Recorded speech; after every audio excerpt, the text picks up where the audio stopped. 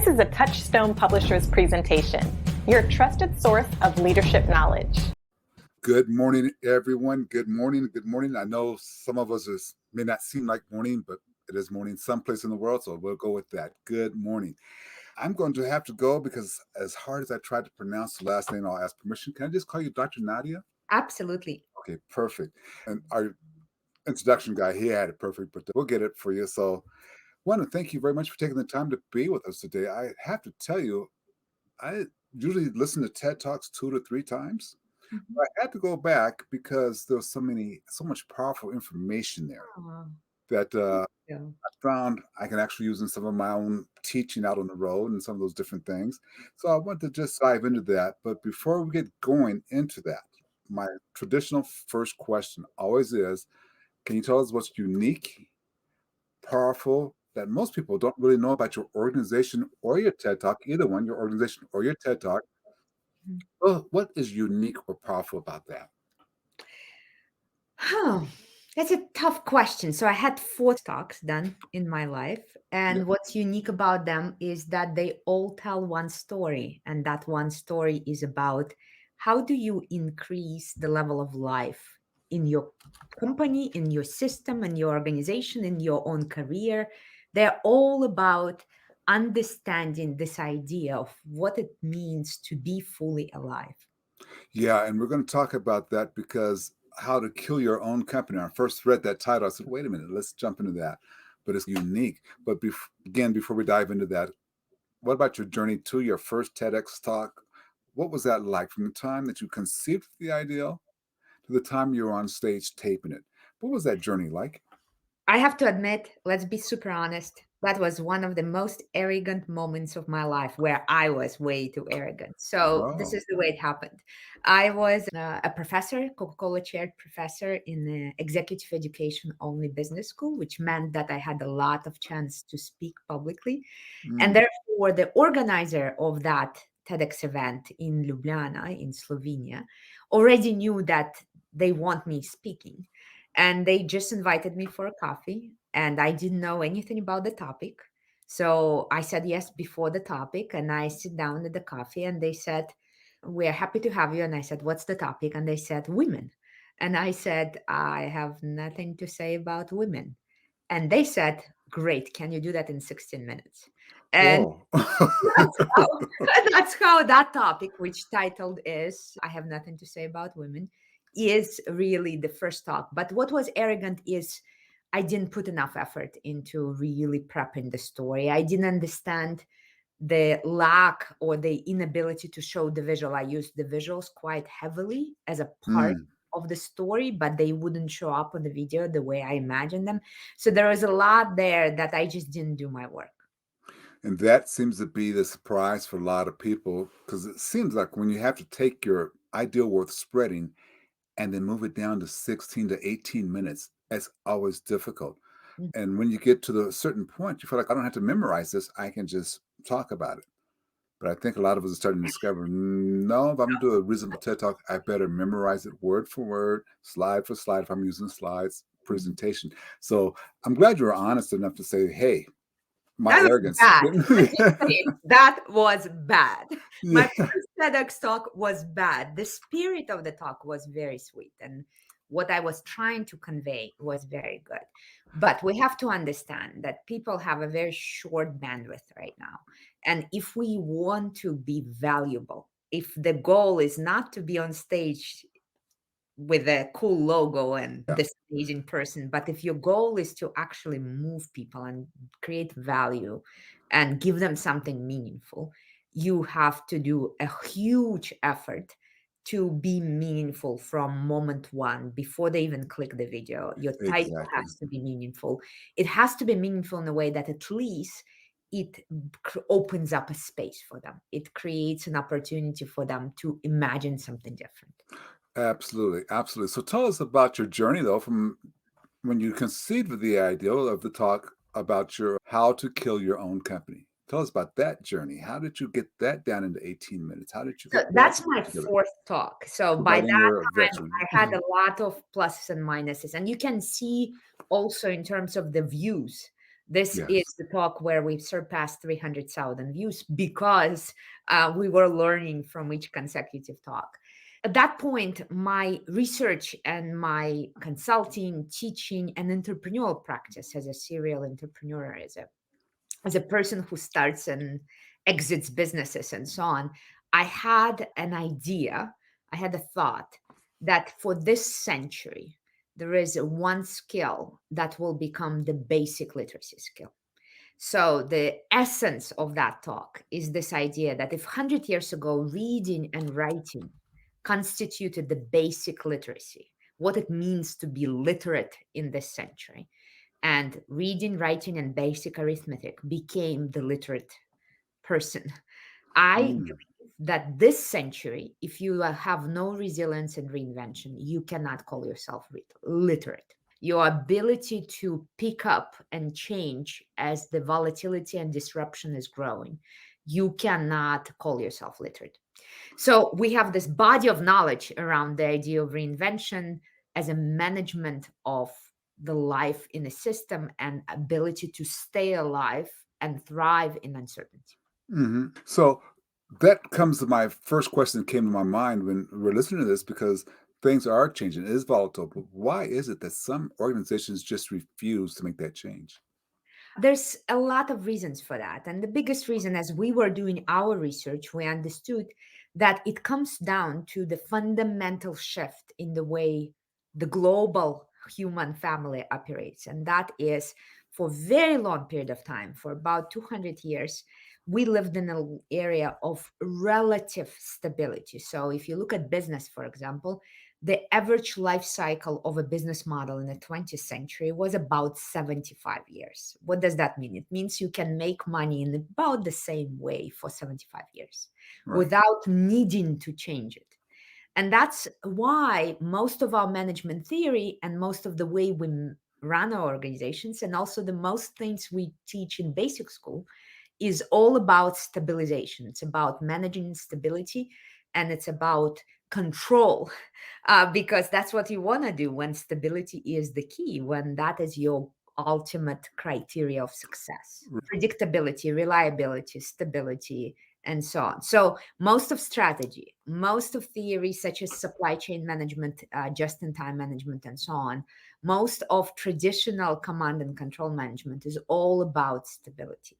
And therefore, we have a mindset that doesn't match the reality. We keep using the tools of the old system and old paradigm while the world is no longer there, because today, the median life cycle of a business model, according to our 2020 research, is just 6 years. So if before you could do the same thing for 75 years, now you can do it for just a few years before you need to reinvent. Though the challenge to me with those statistics is that's been in place for 20 years now. Mhm. We've been in this situation where things are changing exponentially every year.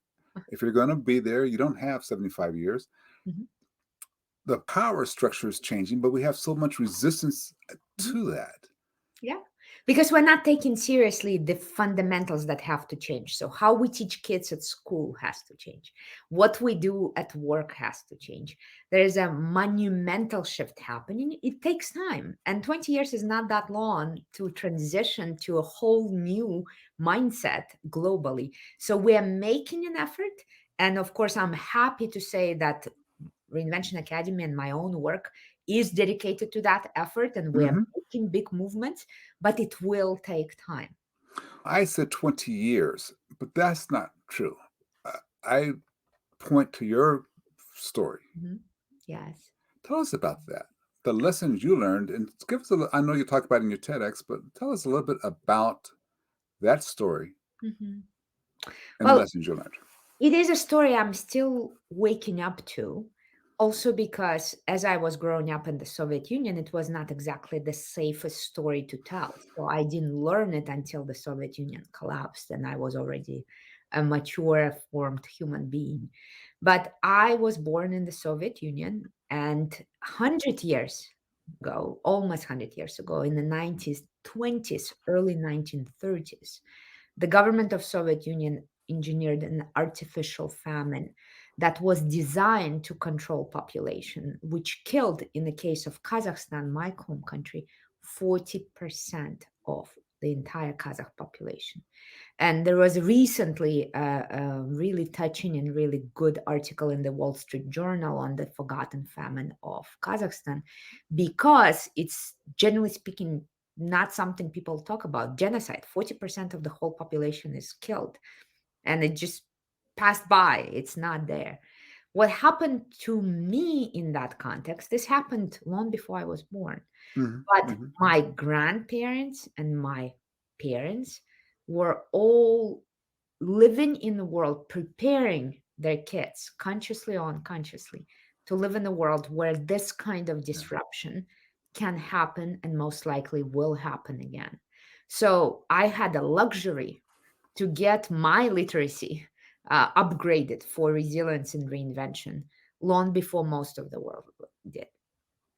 It's a shame because we've had situations throughout time where genocide is just no more practice.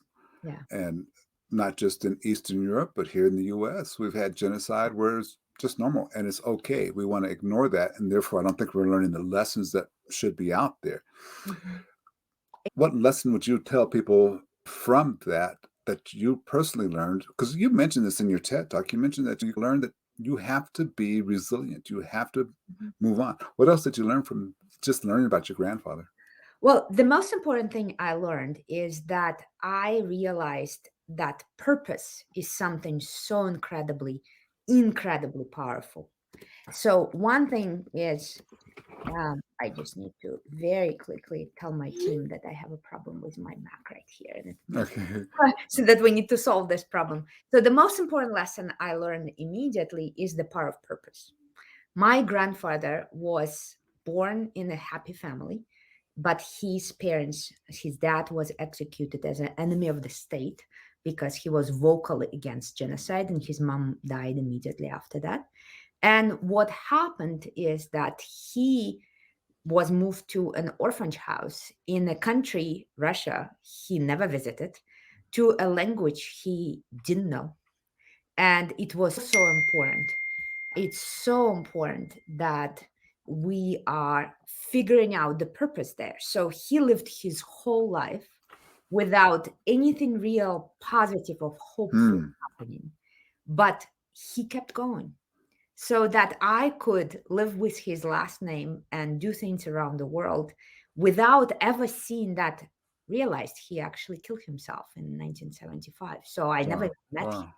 But he kept going as long as he could, so that I could be here, my daughter could be here, doing amazing stuff. So this idea that sometimes you have purpose so much bigger than yourself, and it drives you forward, even though you won't really see the fruits of your labor, but you keep going.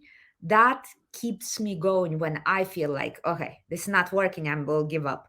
He didn't give up, and here I am. The reason, if I was him, I probably would give up at 20 and say, I'm done with this life. But he kept trying, and that was an incredibly important purpose.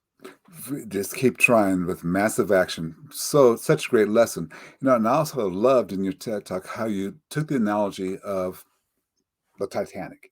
And I noticed how you broke it down. So I want you to tell us about the different parts. Let's start off with the binoculars. Let's talk about that and what that really means. Yeah. When I started researching, so let me back up. I was born in the environment I was born. I went to do a doctorate specifically in organizational behavior, studying large systems change and large system survival. And I started noticing that I see parallels between the companies killing themselves and whole communities like the former Soviet Union destroying itself. And I wanted to understand, how do we prevent that? Because I've lived through a collapse of the country. I know how easily it can happen. You think you're unthinkable. You think you're untouchable. You think nothing can happen. No, it can happen, and things are very fragile. So the question becomes, how do we prevent this from happening? And that was my driving question. And as I started researching companies that survive disruption and what separates them from companies that do not, there's this list of characteristics. And as I was looking at those stories and cases, it reminded me of a story of Titanic that I heard from a wonderful Spanish professor, Juan Serrano, this parallel between what happened on Titanic and what happened in business. So Right. my team and I sat down and started researching and pulled the historical documents and read the original investigation reports and Senate hearings and all of that. Yes. One of those stories was the story of binoculars. So at the moment of collision, Titanic had amazing technology, and of course, they had binoculars on board. But the people who were responsible for noticing the possible threat, noticing the iceberg, did not have them in their hands. There's two people called lookouts who work in this kind of open air cubicle called crow's nest, had a Hmm. lot of skills in their hands, and they were dedicated and motivated and loyal and all of that. But they didn't have binoculars. And why didn't they have binoculars? Because they were locked up. The person who had the key was let go at the first stop of Titanic in Belfast. And that key was later sold at the auction as a key that killed the Titanic. So here's a few layers. Number one is, do you have the Hmm. tools necessary to notice the trends, to notice the incoming disruption? Number two, do you have the people who have tacit knowledge that you may not recognize and you're letting them go, or you are not treating them with the right respect and care until it's too late and you don't have that valuable knowledge anymore? And number Mm. three, what's up with that mindset of arrogance? This was not a safe, it was a cupboard. It could have been broken, but nobody wanted to break it because there was this arrogance and overconfidence that this will not happen to us. This can never happen to us. So this Okay. becomes a crucial issue. The crucial issue that there are multiple layers of the story that have to be solved so that they are working. Address for us real quick the ideal of, I think it's arrogance as well when you don't go to your team to get answers because maybe you think you know them all. How do you solve that issue in culture today? How would you're coaching people or coaching teams, how do you solve that issue? I also have that issue myself. Every now and then at a team meeting, I sit there and I'm like, I've done this 100 times, guys. We will do it this way. And thankfully, I have a young team around me that has enough knowledge about Titanic syndrome to say, hey, this smells like Titanic syndrome. Check yourself. So, Right. number one is having the culture of psychological safety. So, when they say that, they don't get punished, they don't get any retribution. And Now, it's not treated as disrespect. okay, so let me make, because what I like to do every now and then is just say, this is a writable moment. Let's write this down. Let's not tweet it. Let's write it down. And the writable moment I think I just got from you is it must be a culture where people feel treated fairly Mhm. and they feel like they're not going to get punished for giving a different idea than the boss or the leader of the group. So this is very important, that there is no retribution, direct or indirect, for disagreement. And there are things you can say and show to keep driving that down. So recently we just recorded a short video that if in businesses and life, if two people always agree, one of them is unnecessary. If two people always agree, one of them is unnecessary. That has been There a you go. saying in our Yeah. company for a long time, that if you all agree, why do we need the difference of opinions? If we can't discuss it, if we don't feel that it's even, there's not going to be any retribution. But if you both agree, then I don't need you to agree with me. Then I can talk to myself. Why are we Yeah. having the meeting? So the whole idea of really rewarding in words, in actions, including the fact that after they say to me that it smells like Titanic syndrome, I change my behavior. So they know that there is a benefit of them saying it. It's not just they voiced it, but nothing changed. There are Hmm. many different things you can do. We've developed this tool called Titanic Syndrome Test. It's a free tool you can download and just run in your company. And we try to do it on a regular basis. So every couple of months, we all take a test and we compare it and see dynamics and have a conversation on whether or not we are showing the signs. And here's, thank you so much for the link. You can download the handbook, get the test, read the cases, and see if this is showing some signs in your organization. And the good thing about this test, it's not only a diagnostic, it's a prescriptive. Oh. Every item on those 15 items is a suggestion of what exactly you can do to fix that. So we designed it not only to be a diagnostic, but give you a specific prescription of what you can do to improve the situation. To improve your vision. Yes. Okay. To have better binoculars, so that you can address the incoming iceberg Love it. or storm or tsunami. A while back, I think it was, I don't remember the name of the company, but they always said customer is always first, customer is always right. And you were able to show how, well, tell us about that. And Yeah. I think you let everybody know that's not necessarily truthful. It's not necessarily truthful because there is multiple layers of stakeholders in any situation. And all of those stakeholders have to be in a win-win. And I think we often create value for one stakeholder, let's say your customer, at the expense of another, for example, your employee. And the situation where we have companies with people working below living wage is a typical example of a value created for the customer at the expense of employees. And in reality, there is no value. It's a plus minus equals zero, even a minus. So this balance of value for different stakeholders is crucial. And Titanic is again showing that, because it was a very disbalanced story. And that's a story of radio operators. So Titanic had one of the best radio equipment at that point on the planet. Right. And their radio operators were very loyal and engaged and dedicated. They were not at all bad employees. And what were they so engaged in? They were sending messages for first-class passengers. So there's actual historical records of passing ships who are trying to warn Titanic that there is much more ice than expected by everyone. That it's not just a little bit of ice, that this is really radically different situation, and there's much more ice on their road, on their way. And the radio operators, and I quote, say back, "Shut up, get off my frequency. I'm passing messages for first class passengers," which is an idea that you are serving your customer. But are you? Because your customer is not just a first class passenger, it's also all other classes. And also you have stakeholders called employees, their families, shareholders, and so on. So you cannot put safety against the convenience of a radio message, even though those messages could be important. But when I read those messages, hardly any of them was actually super meaningful. They were more like order flowers for lunch. So this is an example where we have a misunderstanding of what is the value we're creating and who are we responsible to when creating value. Would you say, though, that misunderstanding started maybe at what I would call the mission that's being reported from the top stakeholders down? Here's the mission of the radio room. I think it's all around. So sometimes it is top down. Sometimes it's also self-agency. When we don't have clear communication, we make a story in our head or what's important and what's not important. And we need a system that corrects us.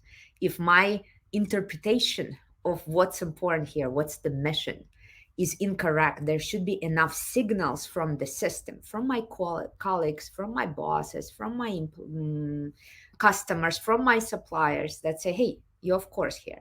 And there has to be a culture in which there is a lot of checks and balances around our potential misunderstandings. And in this case, everything in the system was working towards this idea of we are untouchable, we are unsinkable. And that's why I call it Titanic syndrome, this idea of a syndrome being many different manifestations of a fundamental cause, of fundamental root cause of a problem.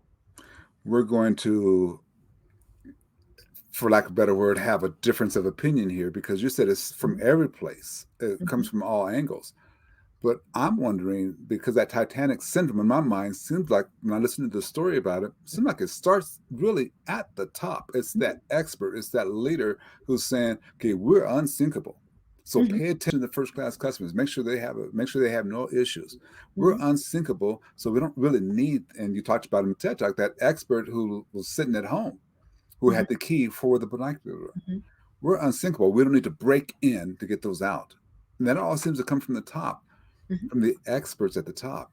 You would tend to disagree with that, though, I think. It sounds like.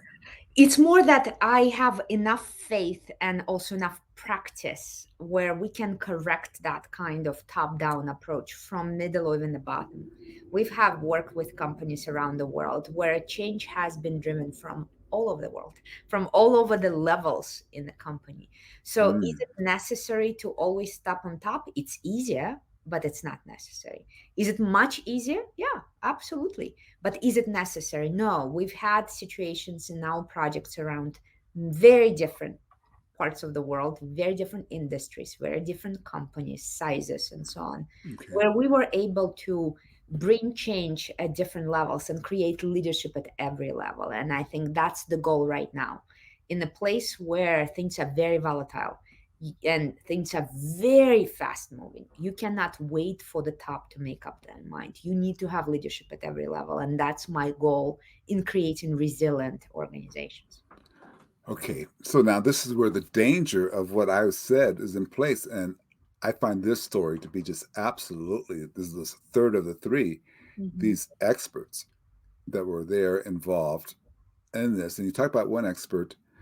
Tell us about that. Then I have a question with that one. First Officer Murdoch was the expert, and he was by any means, but everything I read about him, every testimony, he was a remarkable man. It's a tragic story by every means. He was truly in every way, not only an expert in terms of his skills in navigating the waters, but also as human being. He really was saving people to the last moment. He did not survive. But what I believe happened is that his best practices, his past success, Mm-hmm. was part of the reason why the ship went through the routine that it went. Because First Officer Murdoch was very known in the industry for one thing, and that thing was navigating and preventing potential collisions. There's a very famous story of him on another ship called Arabic, where he was able to prevent a collision in just inches away from another ship. And he did Mm, this in a very calm and ease state of mind. So, what I understand from the analysis of the experts in the navigation theory is that he did everything he could to save the ship. What he didn't take into consideration is a fundamentally different construction with those watertight walls that prevented the ship from sinking in one situation. But that meant if you cut horizontally against them, and most of them are damaged, the ship cannot be saved. And some experts today say that if he was just not touching the wheel and he would just allow the ship to hit the iceberg more straight on, it would be damaged, but it would not sink. Which is to say, he applied his best practice. He used mm, his own past success, but the conditions were different. And what saves you 2 years ago could be exactly what kills you today because the world is now volatile, uncertain, and moving very fast.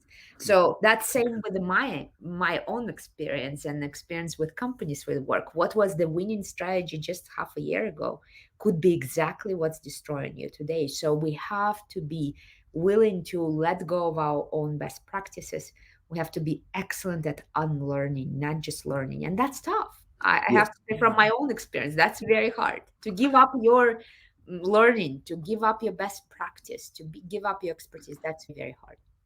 Was there any, and this is my question for you, was there any evidence that he was being told, don't do it this way by somebody who maybe didn't have the experience? Somebody said, we're constructed different. Or did No, it he? was very quick. So he moved very quick, and it was almost an automatic reaction. And he just gave the set of orders immediately as the news were coming in, and as soon as they hit the iceberg. So there was no time or place for anyone to interfere. It was very quick reaction, which is to a degree what's happening now. We have such quick situations on the market that we have very little room to explore. But it is, again, a reminder that reinvention is not a one time project. It's not like we can set up a project and put all controls in. It has to become a mindset, it has to become an upgraded tool set, and it has to become a skill set that is nearly Mm, automatic so that you have a neural system and the yeah. organizational system that reacts when the things happen in a way that prevents this kind of tragedy. See, now, this still goes back now to my initial question of you. The stakeholders, the leaders, wasn't there anybody that went to this gentleman and said, hey, this boat's constructed differently? I'm sure they said it many times. Same as I've been speaking about business cycles since 2013, which is now 7 8 years. It's Yeah. one thing to understand it intellectually. It's a different thing to understand it in terms of rethinking and redesigning your fundamental systems. I'll tell you an example: budgeting. When we're living in a very stable world, annual budgets is a great idea. It is a way to have solid predictions based on past data. It's a way to co-direct and align the entire team. It's a Mm-hmm. way to have a step-by-step plan towards your strategic goal. Great idea. Okay. Yeah. It works wonderfully when the world is stable. But when the inflation is up and down, conditions on the market change weekly, the currency exchange or supplier expectations or closing or what's happening right now with supply chains in China and goods are not appearing on time, your annual budget can be killing you every day. But Right. how many companies have a dynamic budget that is not annual, that is rolling and is acting more as a forecast than the traditional command and control budget that is updated on a weekly or monthly basis and looking forward, not backwards? Almost none. Interesting point. So I've been talking about this for 8 years. Intellectually, we understand it. Well, that's But a really good point if you think about it. Things are changing enough. I know nothing about Bitcoin, but I'm just watching how that's starting to affect even my line of work. People want to pay me with Bitcoins. I don't know what that is. Forget that. But we have to get dynamic like that. And when you say a monthly budget or a yearly budget, that's in a command and control sense. Yes. And that could be part of the issue with some of this 5-6 year success, 5 or 6 years before things change. That's exactly what's happening with businesses right now. Intellectually, First Officer Murdoch probably understood that the ship is different. But our nervous system, especially when we go away from the new part of our nervous system, the prefrontal cortex, and go to more older structures in our brain, they are incredibly faster than our intellectual self. I always use this example. All of us are drivers. Remember the last time you were sitting in a passenger seat and the driver was doing something crazy? Your foot was pushing the imaginary pedal. It does that for me. I do that. You're a smart person. I'm a smart person. Intellectually, I know there's no pedal there. When I sat down in the car, my eyes recognized there is no pedal. brake there. There's no pedal. But your brain is slower than the rest. The newer cortex, the newest part of your brain, is so much slower than the rest of your body that it acts immediately. And that's why we have to bring reinvention and resilience to the level of automated response so that we don't have time to knock ourselves down and shut down our own protective mechanism. Maybe that's a good case for why people should train. Look at the airline pilots. They're in training every 6 months, and maybe that's not enough. But that's more than the leadership folks. Here's a new thing. I should be taking a class. Yeah, I should be taking a class in this way. Yeah. When was the last time you were at the rehearsal meeting? Not the real meeting, but the meeting where we're just rehearsing how to meet. It's assumed that we meet with new people, and from moment one, we know how to work together. No, we don't. We need to rehearse. We need to train. We need to train. Yep. And instead of fighting it, we just need to train with it. I want to ask you. You said this in your TED Talk a little bit, but I want you to give us a little bit more detail. What's killing most companies now? Not understanding when to reinvent, assuming you have time. Oh, wait a minute, though. You just said assuming you have time. Isn't that something you should be making time for? You need to make time, but you assume that you can do it tomorrow. So assuming that you have another day, assuming that things are slower than they are, assuming that you still have a little bit of time before you need to make a move. I think that's one of the biggest reasons companies are dying today. Arrogance, absolutely. Titanic syndrome, absolutely. It's happening. Inability to notice the new incoming reality and having enough skills and systems to adapt to it quickly. But it all comes down to this idea: you still think you have time, and you don't. You don't, because things are changing so quickly. I took note of this and make sure that I brought this up. You did some research where you discovered how much time is taking place, how much change, excuse me, is taking place on a yearly basis. I think you did it yearly and did it quarterly. Can you talk about that a little bit? It's a lot of different data. I can keep going in different directions, but we have humongous changes happening technologically, organizationally, politically, socially, and otherwise, including Mm-hmm. how many crises happen in a short period of time that people mostly pay attention to, the economic recessions.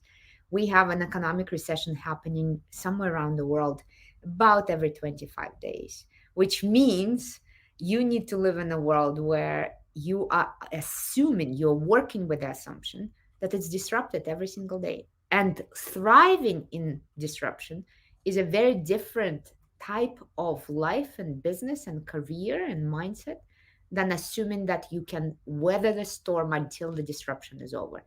It will never be over. Here's a challenge, unfair. As a university professor, how do you handle disruption?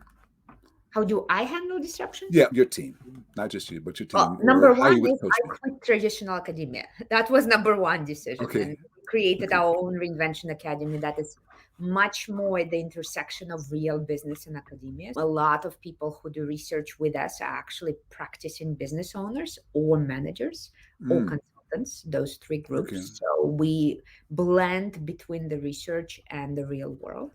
Number two is we don't allow ourselves to get very comfortable. So we have a schedule, we built a system of self-disruption. We disrupt ourselves before somebody else will. Our sprint length is 3 months. So every 3 months, we get rid of products that no longer serve our community. We start new things. And it is a system, it's a process. Change is not a project, it's definitely a process. That leads to really critical question, because you did this TED Talk a while back, but how are you helping people right now? What are you doing to make a difference right now?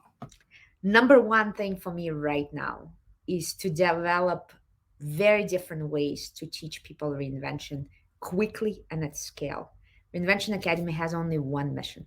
We want 1 billion people with strong resilience and reinvention skills. And that means we need to teach, we need to figure out and learn how to teach reinvention at scale, how to bring it to Mm, mass amount of people. So next time, which can be tomorrow, next time disruption strikes, whether it's COVID-19, whether it's economic crisis, whether it's political unrest, whether it's supplier disruption, customer deselection, or whatever else is disrupting, new competitor, new boss, that you are not knocked off your field, but you use that disruption as an opportunity, not as a. And that is number one agenda for us, to give reinvention skills to 1 billion people around the world and to learn how to teach people at large scale. We're already able to do it at thousands at a time. We need to learn how to do it at millions at a time. And that's our goal right now. wow, wow. Tell us a little bit about the book. This is a collective effort. This is another example of how we're disrupting the industry. So instead of going the traditional publishing route, we crowdsourced the book, tested all the tools with about 5,000, 4,000 people around the world, updated the tools on a regular basis, and brought this on the market. From the moment we started writing to the moment we sent it to print was 3 months. Traditional book usually takes about 2 years. Yeah. And this is a toolkit. This is a handbook that you are meant to use for years and years. It's not only one of those books that is trending one day and it's gone. There's 9 tools there, going from testing your organization and doing the diagnosis all the way to building a more adaptive type of strategies. So strategic planning that is very adaptive, that is not static, and all kind of tools in between. And I'm very delighted if you guys download the 85-page free preview and give us some feedback on how those tools work for you. Okay. Now, I want to ask you just a little bit about the process. And that number one thing hits me in my mind to say, okay, how are you testing people? What's your process for testing? And you don't have to give away the full boat now, but if I'm going to go download this, I want to know, how are you testing my company? We do a lot of different ways of testing. And of course, we test also the tools, which means we give the tools away for free to a very diverse group of people, representative sample from different industries, sizes, regions, because there's a lot of regional difference. And we help people utilize the tools and then collect data on the impact to see if the tools is working or if it needs to have an upgrade. For example, the tool that is in this free preview that you see the link on the page right now, called Stellar Strategy Canvas. That canvas is on version 13 right now. We've upgraded it and improved it based on the feedback nonstop so that it can be used across different industries in very different situations and still be useful. Wow. Wonderful. Absolutely wonderful. You've done 4, so it's not a fair question, but how did this TEDx talk change your life and or your business? I think there's some great writer who once said that I could have written you a short letter, but I had no time, so I'm writing you a long one. This idea of condensing everything to the essence is a crucial exercise that I loved. For example, the title of this talk, we had 30 plus titles that we were working with and testing again with our community to see which one touches the heart the fastest. So there's an immediate reaction to the name. So just learning how to go back to the essentials, how to become super clear and super focused was a crucial exercise. And also just the humbling experience of finally giving it respect it deserves. From the very first TEDx talk where I was quite arrogant to the last one where this was a very humbling and very honest experience. It was a great journey. I want to ask, going to hold off on my last question for you because you brought up something there and you talked about it in your TEDx about this idea of arrogance. It's going to happen. How do you take care of that? Even after all this time, I'm sure you say it happens, but I'm sure it's still every now and then you got to catch yourself. How would you coach me to say, Glenn, catch your arrogance? The most important thing is surround yourself with people who can tell you the truth. I think that's the easiest mechanism at this point. It's very tempting to surround yourself with people who will say, yes, ma'am. It's easy in the moment. And it's easy to substitute that or accidentally misplace that with the idea that you're working with like-minded people. Like-minded people have common principles, but they are quite open and direct in being able to disagree on specific ideas. So not attacking the person, but being ruthless when it comes to ideas is a practice that achieved better when you're surrounding yourself with people who are not afraid to tell you the truth. So that's number one. But number two, arrogance is fear. It's just an attempt to cover up your own fear. So coming back to the questions around, what is this fear trying to tell you? Fear is a beautiful, underappreciated emotion. It's trying to protect you. What is this fear about? What are you afraid of? That you need to go so far as showing it up as arrogance, that you are under the influence of fear, that you are pretending to know it all. What is this fear trying to tell you? Because fear is always about your body's immune system trying to focus you, trying to help you pay attention. So my question is, what is your fear trying to tell you? It's trying to protect you. It's trying to be your friend. Make it your friend rather than run away from it by putting on this fake masks of arrogance. That runs two ways, doesn't it? I understand the fear myself, but understand if I'm working with somebody and they're arrogant. It's fear. Fear, arrogance is always fear cover up. The person who is not afraid doesn't need to put anyone down or elevate themselves. It's unnecessary. Yeah, it is. It really is. It really is. So my last questions, maybe, I hope always to be the hardest question of the day. And I'm not going to let you off the hook, but here's my last question to you. What is a question that I should have asked you that I did not ask you? What's the question that you should have asked me?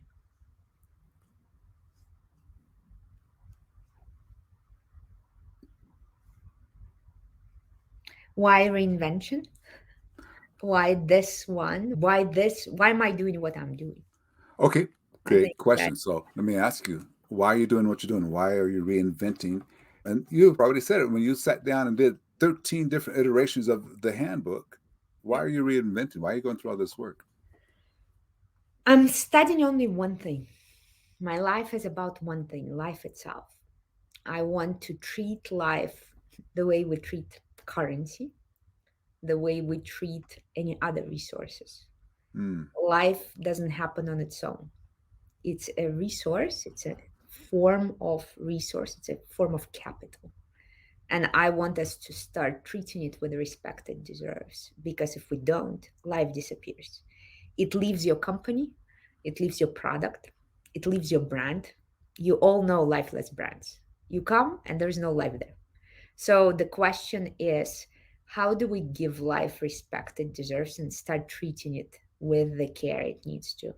And reinvention is the art and science of bringing the level of life, of managing the level of life in your system. So I want us to be more alive. That's very simple. I want a world where we are all more alive, and there's amazing level of life in everything we do. Amazing level of life, which equals less fear. Yes. I like that a lot. I want to thank you for taking the time. I want to also, we're going to sign off, but I want to have you hold on for just a quick second after we sign off. Ladies and gentlemen, if you really did enjoy this like I did, please go ahead and put like on if you're on YouTube or if you're part of the Facebook group or LinkedIn, wherever you look at this, just let us know that you appreciated the conversation, because this is one of those great conversations that take place. So hope to see you folks real soon. Hang in there for me for just one moment. Thank you for connecting with us here at Touchstone Publishers. Please join our group Essential Leadership Skills and share your leadership knowledge with us all.